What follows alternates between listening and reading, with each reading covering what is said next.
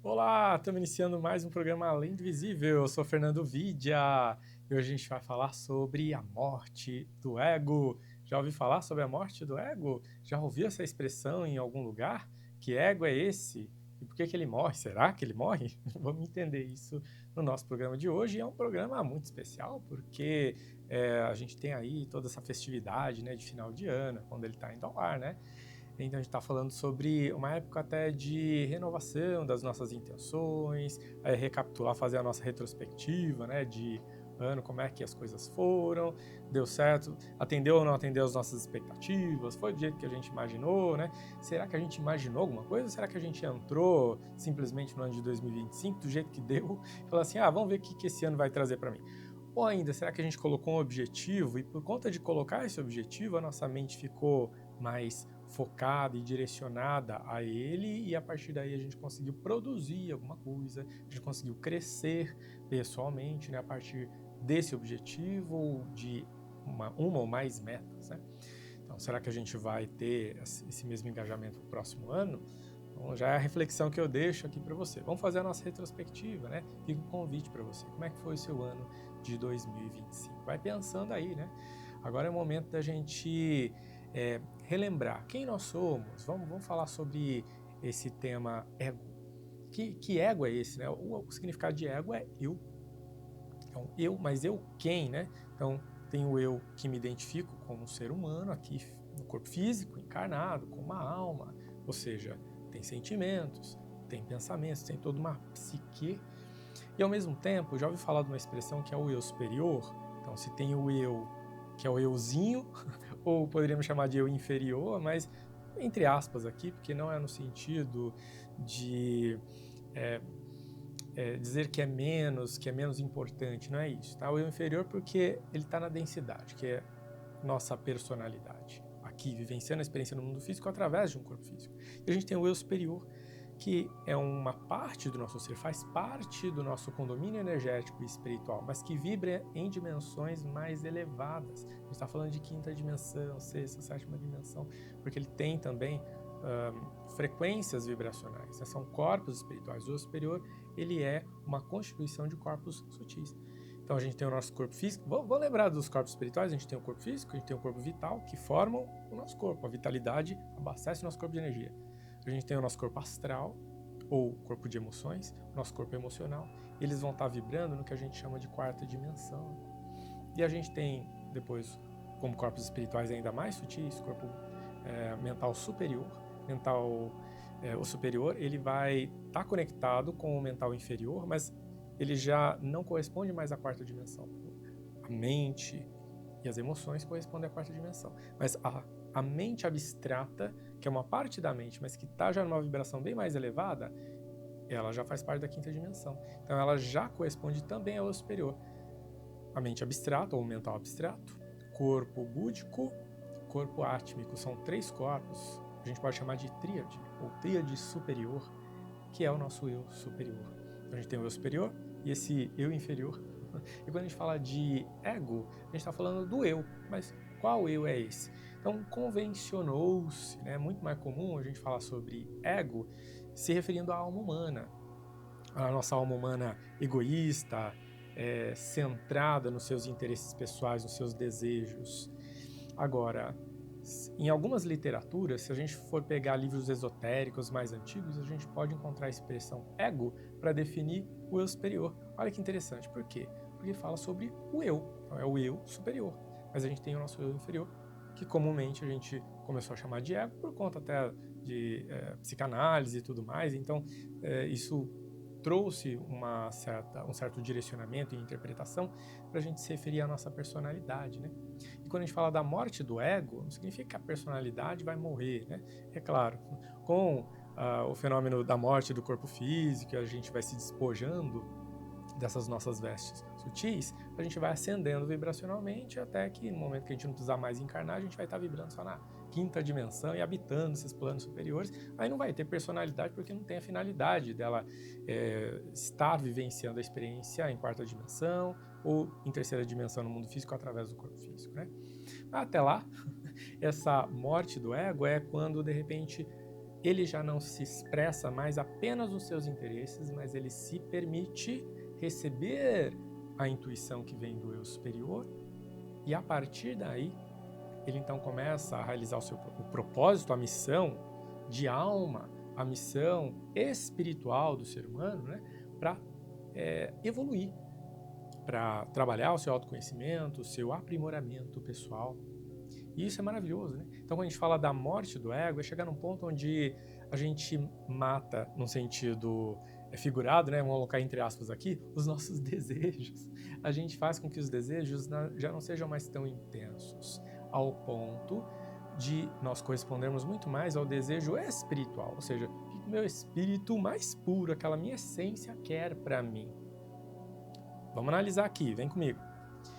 Então, o que a minha essência, meu espírito mais puro quer para mim, quer de mim?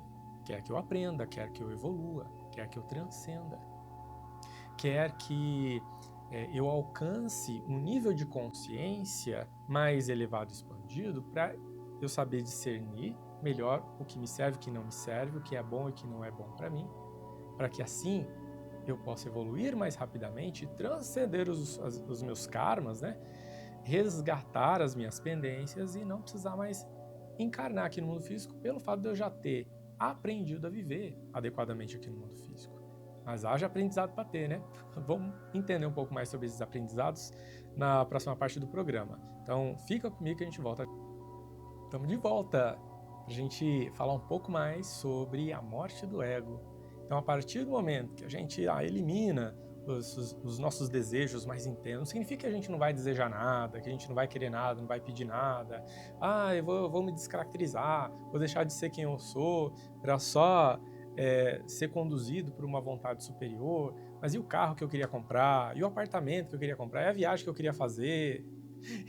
E as experiências que eu quero ter? Não, você vai poder ter. A grande questão é a consciência com que a gente vai realizar esta ou aquela atividade, ter aquele bem, possuir aquele bem, aquele objeto.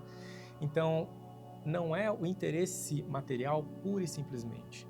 É quando a gente vê propósito nas coisas.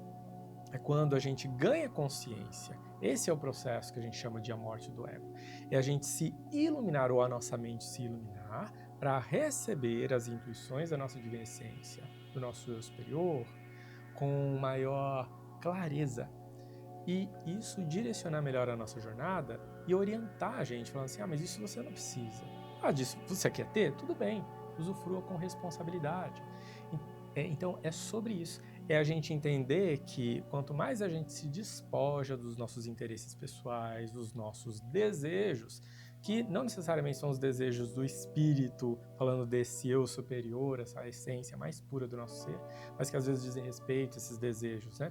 As nossas questões materiais mais humanas, mas que ao mesmo tempo podem vincular a gente cada vez mais ao mundo físico quando a gente tem a clareza de que desejos são esses, de que conexões que a gente está criando e fortalecendo ao longo do tempo, que só nos prendem aqui no mundo físico, a gente com maior facilidade, com inteligência e sabedoria, vai conseguir pouco a pouco fazer uma filtragem na nossa vida para selecionar o que fica e o que vai embora, o que permanece conosco, que sai. É que nem fazer a avaliação de final de ano, né? A gente perceber com essa clareza as experiências que a gente teve, o que valeu e o que não valeu a pena, o que foi bom, o que a gente leva conosco, o que a gente deixa aí. Então, quando a gente tem esse nível de sabedoria para fortalecer as nossas boas decisões, utilizar o nosso livre-arbítrio conscientemente, sabendo que determinadas ações vão ser positivas e determinadas vão ser negativas, e assim a gente poder escolher melhor, é quando a gente já está praticando esse processo de iluminação espiritual. Então, o que é se iluminar? Iluminar é clarear, né? Quando a gente fala de se iluminar, é iluminar as nossas questões, as nossas características pessoais, os nossos aspectos positivos e reconhecê-los, e os aspectos negativos e trabalhar para transformá-los. Então, ninguém se ilumina do nada. A gente não precisa só pensar assim, eu vou ser uma boa pessoa porque eu quero, senão a gente precisa vivenciar determinadas experiências aqui no mundo físico, isso pode levar a encarnações, não é à toa que a gente vem encarnando e vai encontrando coisas ainda para resolver. Mas se a gente quer chegar nesse ponto de já não mais estar vinculado a determinadas práticas e experiências que somente o mundo físico vai proporcionar, quando a gente já transcendeu os nossos interesses até mesmo, para nos pautarmos muito mais em interesses que vão contribuir para a nossa evolução pessoal, não significa que a gente não possa viver boas experiências no mundo físico e satisfazer alguns desejos aqui. A grande questão é não ser refém deles. A partir do momento que a gente entende isso e a gente corta esses vínculos, essas cordas que nos prendem ao que poderíamos chamar de âncoras, né? Que fazem com que a gente tenha que voltar, encarnar, já não tem mais o que nos prenda aqui ao mundo físico. A gente trabalha muito mais para engrandecer nossa alma e elevar nossa vibração e começar a vibrar muito mais em quinta dimensão. Se a nossa vibração ela está muito mais compatível com uma quinta dimensão, por exemplo, e menos compatível com quarta e terceira, não há o que nos prenda ao mundo físico ou que justifique a retomada das nossas encarnações. Mas enquanto a gente fica trazendo ou criando âncoras, a cada encarnação que a gente tem, a gente vai criando cada vez mais âncoras que nos prendem a essa realidade do mundo físico, quando que a gente vai se iluminar, transcender, ascender, e assim não precisarmos mais encarnar. Então essa é uma reflexão muito interessante. Quando a gente fala da morte do ego, é isso. É a gente se iluminar e começar a focar muito mais nesse desejo espiritual de transcender, se iluminar e ascender, do que necessariamente alimentar o que o nosso ego deseja, que é ficar criando âncoras que nos prendem à realidade material. E aí, será que nós estamos prontos para isso? Fica o convite de reflexão. E é claro, né, para refletir ainda mais, e aí eu deixo para vocês, vamos para cá o convite, para vocês conhecerem os meus livros. O livro Despertando para o Novo Mundo, que fala sobre despertar espiritual, e a gente entende um pouco mais sobre o nosso propósito encarnatório. E o livro Descomplicando a Mediunidade, Descomplicando a Mediunidade, a gente vai falar sobre mais mediunidade, né? Entender um pouco mais a respeito desse tema maravilhoso, o que é mediunidade. Você tem mediunidade? Conhece pessoas que têm? Você sabe o que isso significa? A responsabilidade que isso traz? Através desse livro dá pra gente explorar um pouco mais e entender. E convite para você conhecer. E agradeço por você ter me acompanhado até aqui. Vejo vocês no próximo programa. Me acompanhe nas redes sociais, @FernandoVidia. Deixo para vocês um super beijo, um grande abraço e uma excelente vida para todos.